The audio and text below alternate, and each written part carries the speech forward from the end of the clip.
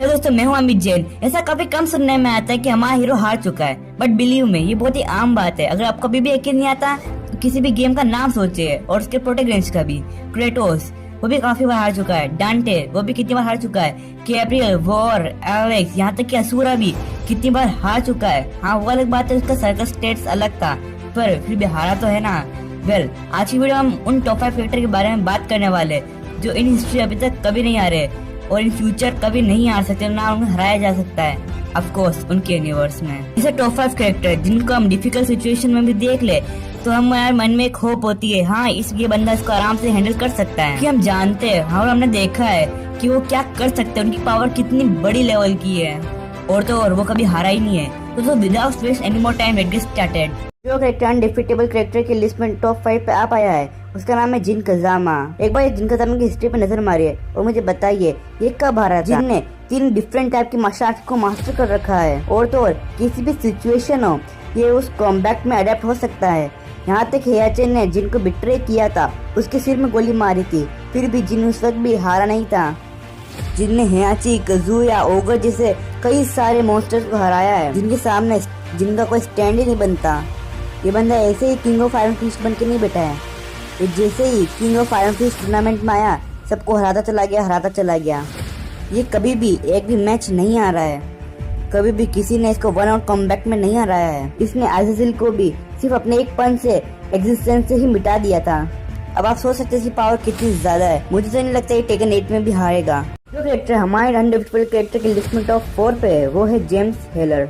James हेलर की power तो कमाल के है ही, बल्कि उसके फीट्स भी कमाल के है।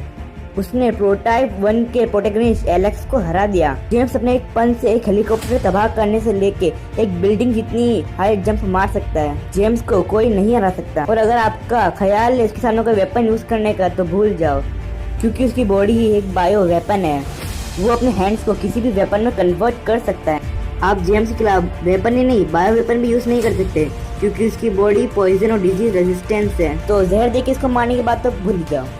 अगर आप बहुत सारी होल्ड करते हैं पावर तब इसके सामने जाने का आप सोच सकते हैं, वरना तो भूल जाए, क्योंकि इसके सामने कोई भी ट्रिक, कोई भी प्लान काम नहीं करता, क्योंकि हर एक ट्रिक जानता है। ये किसी भी एनिमी को कंज्यूम कर सकता है और कंज्यूम करने के साथ साथ उसका फॉर्म ही नहीं उसकी मेमोरी भी ले सकता है। तो पता चल जाता है कि दिमाग के किस कोने में क्या चल रहा है और आप क्या प्लान बना रहे हैं जेम्स के खिलाफ को हराने के लिए। जेम्स आज तक कभी नहीं हारा और मुझे नहीं लगता वो इन फ्यूचर कभी हारा भी सकता है। बात करते हैं उस कैरेक्टर के बारे में जो कभी नहीं हारा, कॉम्बैट और बैटल में तो नहीं, और अगर इस बंदे को मारा भी गया है तो सिर्फ ट्रिक से। एब्सोल्युटली ये है बंदा है Edward Kenway, captain of Jackdaw, also known as assassin.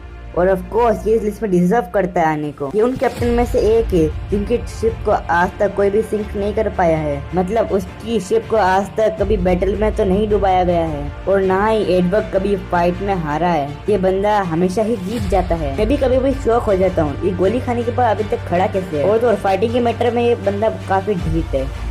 अगर ये बंदा किसी एनिमी के पीछे पड़ गया तो वो समझो खत्म, और अगर इसको कोई चीज चाहिए तो समझ गए मिल गई। नो मैटर इसके सामने पूरी आर्मी ही क्यों ना हो। एडवर्ड को काफी सारे लोगों ने स्टैप करने की कोशिश की है, उनमें से एक इसका बेस्ट फ्रेंड भी है। और तो असैसिन के पीछे एक बहुत बड़ी ट्रैप पर आर्मी भी पड़ गई थी, फिर भी ये उस आर्मी से बच गया। इसको एक वीरान आइलैंड पे छोड़ दिया था उसके उस दोस्त के साथ जिसने इसको धोखा देने की कोशिश की थी, फिर भी असैसिन ने उसको दोस्त को मार दिया और अकेला उस आइलैंड से जिंदा बाहर निकला। इस बंदे ने अपनी से ज्यादा 2 या 3 गुनी बड़ी शिप को भी डुबाया है सिर्फ अपने दिमाग और लीडरशिप की वजह से। एडवर्ड केनवे उन कैरेक्टर में से एक है, अगर वो पूरी एक आर्मी से भी लड़ रहा हो फिर भी एक होप होती है कि हाँ हम इस मैच को जीत सकते हैं। कभी न हारने वाले कैरेक्टर की लिस्ट में टॉप 2 पे आ पाया है, उसका नाम है ड्रैगन बॉन्ड। ये अब तक की सबसे ज्यादा पावरफुल मॉडल कैरेक्टर में से एक है। यस आपने सही सुना, सबसे ज्यादा पावरफुल मॉडल कैरेक्टर। और तो और इसकी पावर ही क्या ही कहने हैं।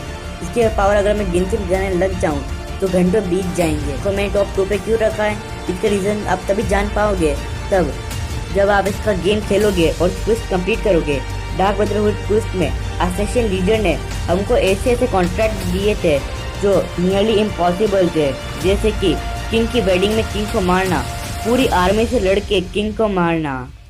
सुनने में तो ऐसा ही लगता है हाँ ये बंदा ये काम कर देगा, पर नो रिटर्न होगा। ये असैसिन लीडर ने भी ये सोचा था, पर ड्रैगन बोर्ड ने उसे गलत साबित कर दिया। वे हर एक कॉन्ट्रैक्ट के बाद फिर लौट आता था। कारण के सिविल वॉर क्विस्ट में हमें इम्पेरियल लेजेंड ज्वाइन करना था, पर जनरल ने हमको इतना हार्ड मिशन दिया था जिससे हम एम्परल लेजेंड ज्वाइन ना कर पाए। पर हमने अकेले पूरे कासल के एनिमी को ख़त्म करके एम्परल लेजेंड में अपनी जगह बनाई और ये प्रूव किया हम कभी नहीं मर सकते। इस बंदे की बॉडी के अंदर ड्रैगन का खून बह रहा है, पर बॉडी इंसान होती है। ये ड्रैगन की लैंग्वेज में बात कर सकता है और अंग्रेजी से रोर भी कर सकता है। इसे मॉर्टल तो छोड़िए, इसे इमॉर्टल ड्रैगन भी नहीं हरा पाए हैं। इस बंदे ने अकेले ने ही स्काईलाइन की पूरी वॉर को ख़त्म कर दिया और कोल्डायन को अकेले ही डिफीट कर। ये वो बंदा है, अगर हम अकेले भी जाए ना पूरी आर्मी से लड़ने तो हमें पूरा यकीन है कि हाँ ये उस आर्मी को ख़त्म करके ही वापस आएगा। दिस इज द रीज़न ये टॉप 2 कैरेक्टर की लिस्ट में क्यों आया है। कभी नहीं हारने वाले कैरेक्टर की लिस्ट में जो कैरेक्टर टॉप पे आता है, मुझे पूरा भरोसा है आप उस कैरेक्टर को जानते होंगे। यस, वो है प्रिंस ऑफ पर्शिया। वेल, ये टॉप पे क्यों आया? ये टॉप 4 या टॉप 5 पे भी आ सकता था, तो टॉप पे ही क्यों? क्योंकि प्रिंस एक ह्यूमन है और वो अपने से काफ़ी ज़्यादा स्ट्रॉन्गेस्ट एनिमी से ही फाइट करता है। अब जहाँ बात करें जेम्स टेलर ड्रैगन बोन की, तो सुपर ह्यूमन लेवल की पावर कंटेन करते हैं। और अगर बात करें एडवर्ड की, तो वो भी एक ह्यूमन ही, बट वो भी ह्यूमन से ही फाइट करता है। पर प्रिंस अपने से 5 गुना बड़े एनिमी से ही फाइट करना ज़्यादा पसंद करता है। Prince of Persia truth rolls में पूरी की पूरी सैंड आर्मी प्रिंस के खिलाफ हो गई थी और लिटरली वो अकेला था, लेकिन इन सबको मारते मारते उसने लास्ट में वजिया को मार ही दिया। चलिए ट्रूथ रोल की बात छोड़िए, ये बात करते वॉरी विलन की। इसको बता दिया था कि वो मरने वाला है और प्रिंस को भी पता था कि वो मरने वाला है। प्रिंस के सामने कई बार मौत आई धागा के रूप में, और तो प्रिंस को पता था कि वो अपना फेस चेंज नहीं कर सकता। उसे पता था वो अपना फेस चेंज नहीं कर सकता, पर उसने अपना फेस चेंज करा। उसने दी डाका को डिफीट कर दिया, जो सेंड टाइमलाइन का गार्डियन है। उस टाइम पे जिस टाइम सब होप हार जाते हैं, उस टाइम पे प्रिंस की होप शुरू होती है। चलिए धागा और वसीयत की बात छोड़ दीजिए, चलिए बात करते हैं प्रिंस के दोस्त मलिक की। तो बहुत ही बड़ा सैंड मॉन्स्टर बन गया था। प्रिंस और उसकी ताकत का कोई मैच ही नहीं था, लेकिन तब भी प्रिंस ने उसे डिफीट कर दिया। यहाँ प्रिंस का कोई स्टैंड पे नहीं बन जाता।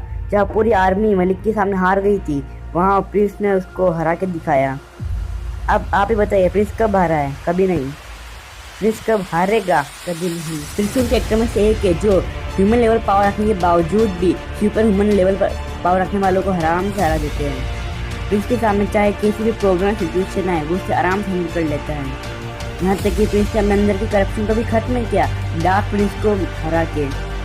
प्रिंस कहीं भी ट्रैप हो जाए पर वो वापस आ जाता है। दोस्तों, ये स्टोरी खत्म होती है। मैंने इस इसमें बता दिया कि कौन से कैरेक्टर जब हिस्ट्री कभी नहीं आ रही थी। तो अगर आपको वीडियो पसंद है तो लाइक करिए, सब्सक्राइब कर देना। Thanks for watching.